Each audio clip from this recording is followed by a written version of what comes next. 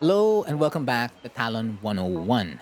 Down 3-4 or smash low right needs no introduction. This is Hwoarang's low-high string that he can do in 3 of his stances and really lay the pressure down on the opponent because they're forced to guess between a safe mid or a pretty damn good low that has an extension to really make them think about it. So this was the status quo for a very long time, from Tekken Tag 2 all the way to Tekken 8 Season 1. I say Tekken 8 Season 1 because midway through Season 1, the devs said enough was enough.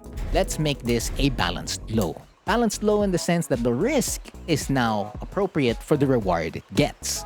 Because now, if I press down 3-4 and try to save myself with RFS F4, regardless of where I do it, Steve is allowed to use a 16-frame move, full croucher while standing, in order to prevent Hwoarang from pressing any RFS extension. With that, the move is risky, but its rewards are very good for what it covers. And let's explore every little detail about down 3-4 because that didn't happen before. So of course, let's go to the base. You can't have smash low right without smash low, which is down 3. And down 3 comes out as 17 frames, is -2 on hit, and -13 on block. This always keeps him back into left foot forward the same way LFS does, except it's faster by 1 frame, way worse at -6, and extremely bad at -17. So those two are the same, but RFF down 3 said, I'm gonna go to back turn. It's still left foot forward, but back turn left foot forward is the slowest out of the 3 at 18 frames, 0 on hit, and -11 on block. So let's talk about RFF down 3 for a second before we go back to the whole of down 3. So this 0 on hit, you may think, is a nullified situation. Nullified in the sense wherein both the opponent and Hwoarang are allowed to press buttons. Well, there is a back turn high that is 8 frames. This means it basically mirrors RFS because RFS has an 8-frame high. So regardless of what frames you're at until -4 or 6, Hwoarang can still win here. And since it's always going to be 0 for the most part, he's technically +2 with this jab. Now, of course, it's not a launcher, right? Or it continues to lay down the pressure because if the opponent does block the back turn jab, it's -3. So all he's doing is really just trying to steal his turn, use movement, etc. Compared to RFS F4, right? So it's balanced in that sense, but it does hold a lot of weight because you can keep the opponent in place with back turn 2. Back turn 2 has probably the best tracking out of the 2 back turn jabs, and regardless of where they're stepping, you have a plasma blade for both options. So that's sidestep left and then sidestep right, back turn 4. So now the opponent can't press a button in front of Hwoarang, right? Because of the back turn jab. If he tries to press a different button, the plasma blade comes out at 14 frames. And of course, since you're 0, right, you can still move even if you are a bit in back turned. So you'll do like a down back and then avoid their options. So let's turn punish on and do that exactly. Like so. Not exactly a punish, but there you go. So you can get the punish. And then, since they're already gonna stay in place, that back turn down 3 makes it pretty damn good. So there's still a mini mix-up on top of this generic RFF down 3. So you either prevent them from pressing a button, prevent them from stepping, right?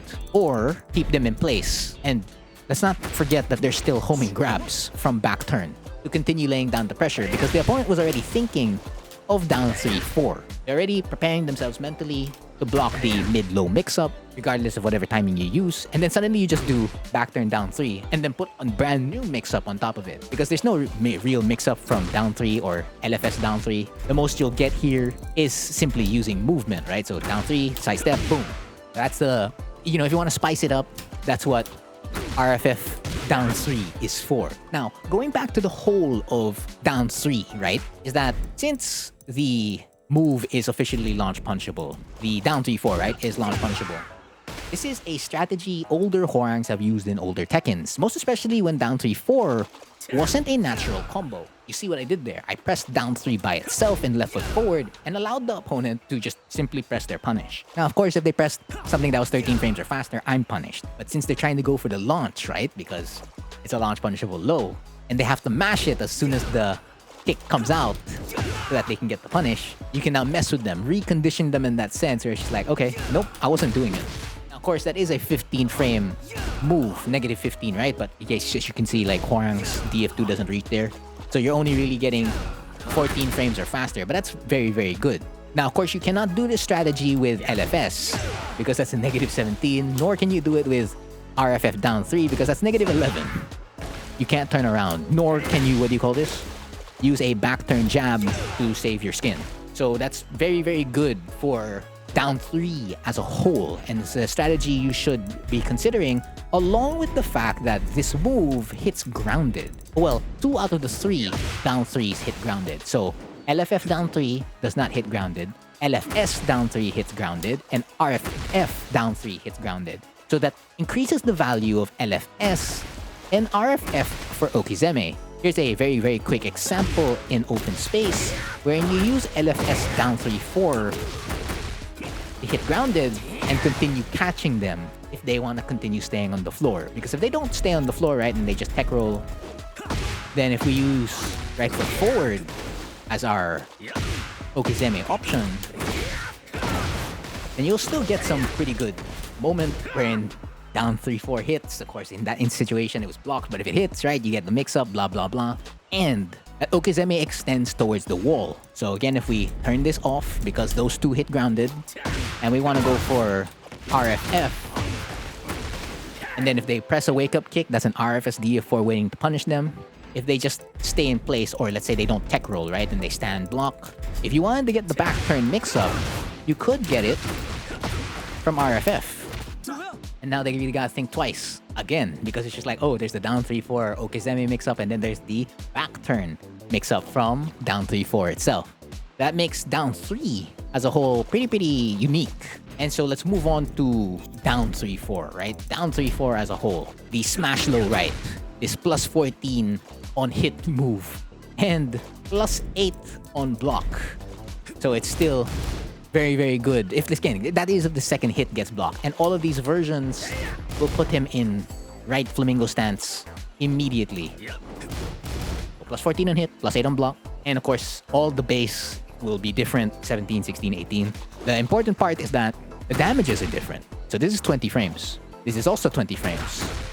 But this is 23 frames.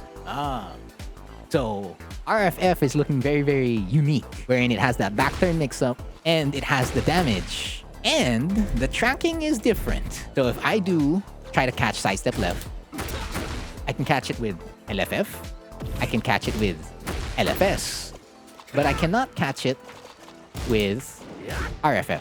That's for sidestep left. So if I want to get a mix up there and prevent them from stepping towards the left, I can. If I want to do it from against sidestep right, LFF and LFS don't catch there. But you notice how the second hit always catches, right? So if all goes to naught, at least the second hit is there to protect you. But RFF actually catches sidestep right. The one earlier was just a little bit slower when I pressed RFF down 3. But as you can see there, if the opponent continues to step towards Hwoarang's strong side, then they're gonna meet the fate of RFF down 3-4 every single time.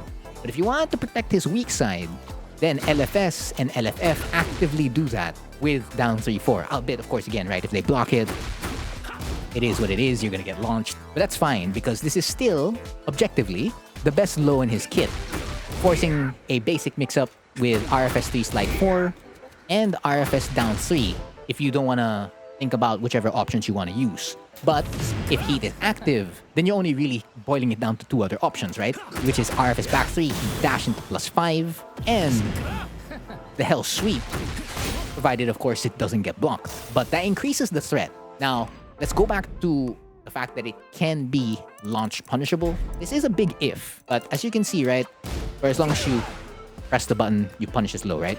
And if you change it to something consistent, they'll always get it, regardless of whichever follow-up I do in right flamingo stance.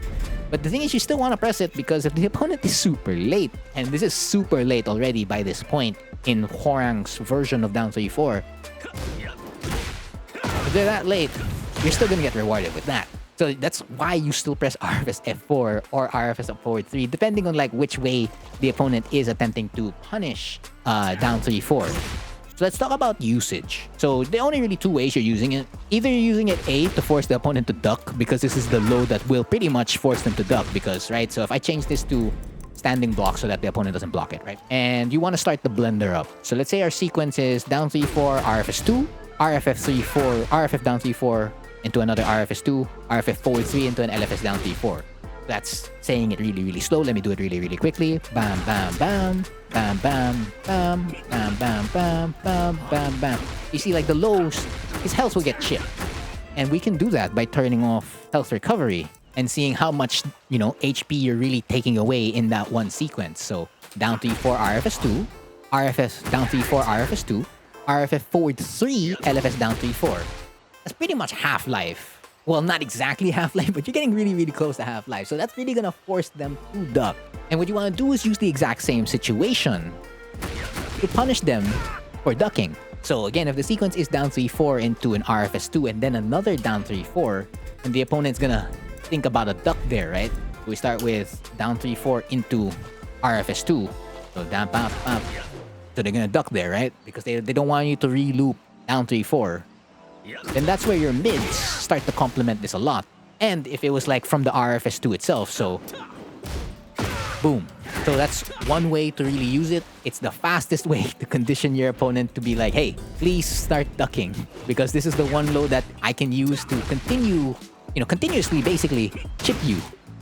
However, which way I want to.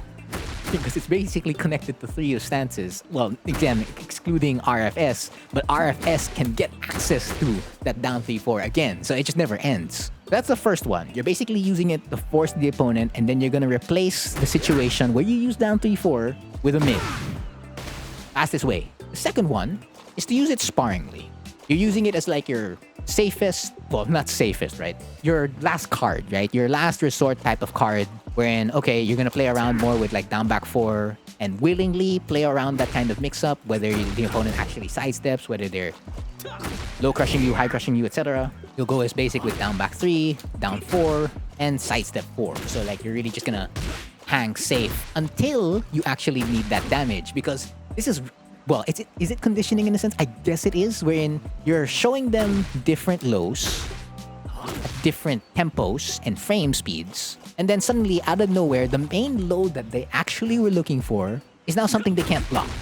Well, it's again, can't block in quotation marks, right? Because maybe your opponent's really prepared for it, but because you keep playing around so many situations where they're only looking at these lows, then perhaps it could put them out of rhythm and allow you to get that one down 3-4 you really, really needed to start up something.